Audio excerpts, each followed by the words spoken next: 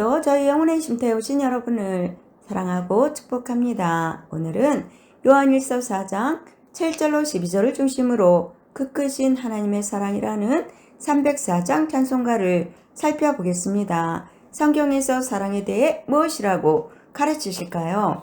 성경을 살펴보면 사랑은 하나님의 성품 가운데 하나입니다. 그래서 오늘 본문 요한일서 4장 8절은 하나님은 사랑이심이라 라고 하십니다. 사랑이 없는 공의는 있을 수 없으며 공의가 없는 사랑은 의미가 없지요.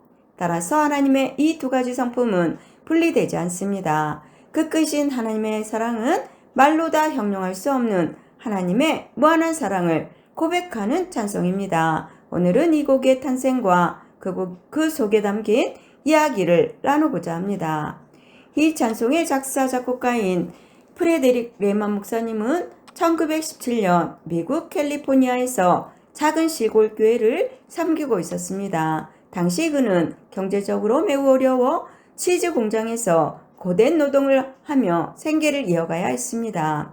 어느 날 공장 마당에서 점심을 먹으려던 목사님은 아내가 도시락통에 넣어둔 한 편의 시를 보고 글씨의 내용에 큰 감동을 받아 목사님은 치즈 공장의 빈 상자에 앉아 연필로 1절과 2절 그리고 우령구를 써내려갔습니다. 우리가 특히 감동하는 3절 가사 하늘을 두루마리 삼고 바다를 먹물 삼아도는 사실 목사님이 쓴 것이 아니라 아주 오래된 역사를 가지고 있습니다.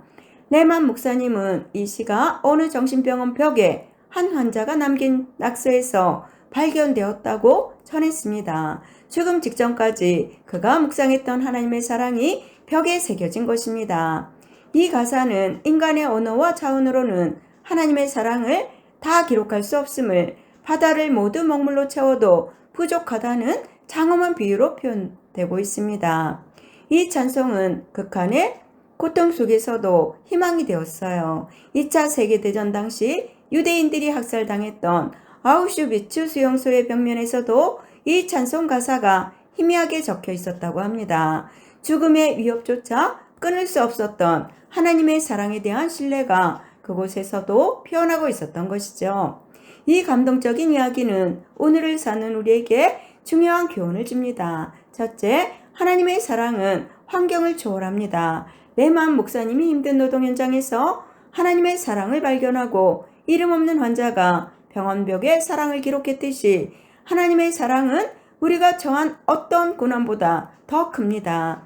우리가 겪는 시련은 잠시지만 그 사랑은 영원히 변치 않습니다. 둘째, 측량할 수 없는 사랑에 신뢰로 응답하십시오. 하나님은 우리를 구원하시기 위해 독생자 예수님을 화목 제물로 보내셨습니다.